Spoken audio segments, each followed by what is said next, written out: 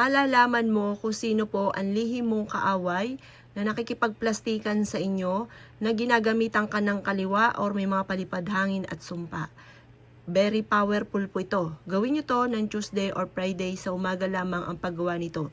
Ito po mga bossing ko ay huwag nyong babalatan ang bawang. Isusulat nyo po ito mga boss.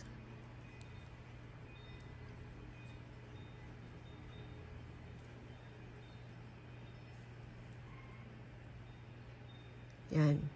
Kapag sinulat nyo po ito, ipakita mo sa akin kung sino ang tao na gumagawa sa akin ng hindi maganda. Yan.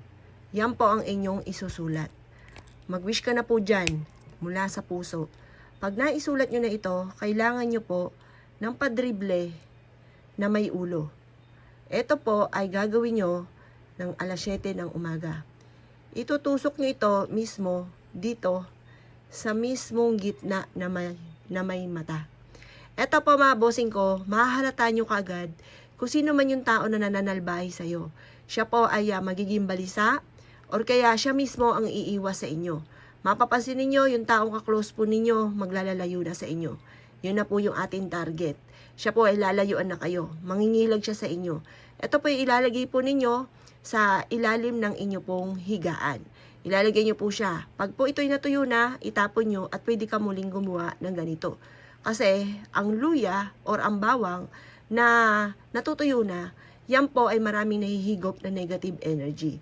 Yung bawang po natin, kapag natuyo na, itapon nyo na. Yung luya naman, kapag natuyo na, ipasok sa inyo pong wallet at ang dulot ay swerte. Ang ating pong bawang mga bossing ko ay makakatulong para layuan tayo ng mga toxic sa buhay po natin. Kaya kung marami kang pagsubok na pinagdadaanan, the best po itong bawang, itong tinuturo ko sa inyo. Ang taong yan, kahit puwersahin nyo na lumapit sa inyo, siya na mismo ang lalayo. Wala namang masamang mangyari sa kanya.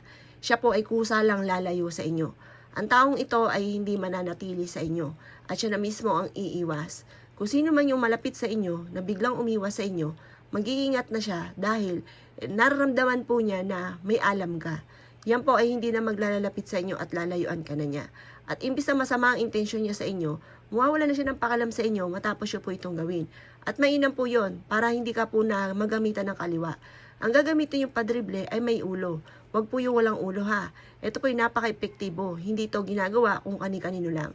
Gagawin lang natin ito para yung tao na hindi maganda intensyon sa atin ay lalayuan na tayo.